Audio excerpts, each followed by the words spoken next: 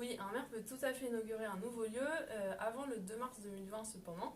La seule chose à laquelle il faut faire attention, c'est que le maire qui est candidat à sa propre réélection ne doit absolument pas utiliser cette possibilité à des fins de propagande électorale. Oui, le maire peut continuer à recevoir les administrés au sein de sa collectivité. Toutefois, il ne doit pas se servir de cette rencontre avec les administrés pour en profiter, pour faire de la propagande électorale, c'est-à-dire évoquer les futures élections et potentiellement sa future candidature. Rien n'interdit aux élus actuels de lancer une procédure de passation des marchés publics. Toutefois, du début de la procédure des marchés publics à la fin, l'Assemblée délibérante ne doit pas être modifiée. Donc il faut avoir terminé la procédure de passation des marchés publics avant les élections ou lancer une procédure de passation des marchés publics après les élections.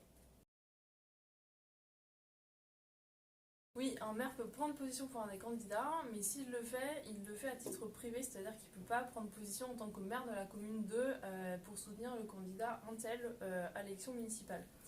À titre d'exemple, il peut également participer à une réunion publique qui est organisée par l'un des candidats, mais là aussi, il y assiste à titre privé, c'est-à-dire en tant que simple citoyen et non pas en tant que maire d'une collectivité. Alors, il est possible de distribuer les tracts jusqu'à la veille du scrutin, c'est-à-dire pour le premier tour jusqu'au 14 mars 0h et pour le second tour jusqu'au 21 mars 0h.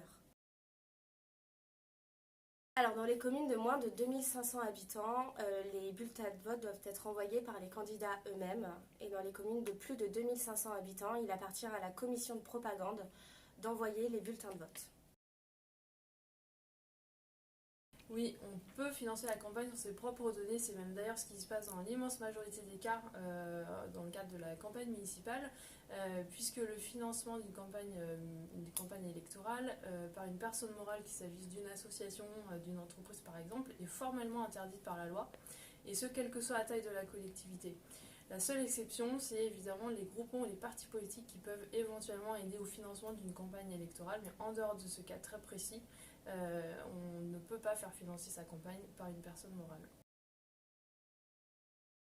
Alors, si vous êtes dans une commune de moins de 1000 habitants, il n'y a aucun remboursement de votre campagne électorale qui est prévu.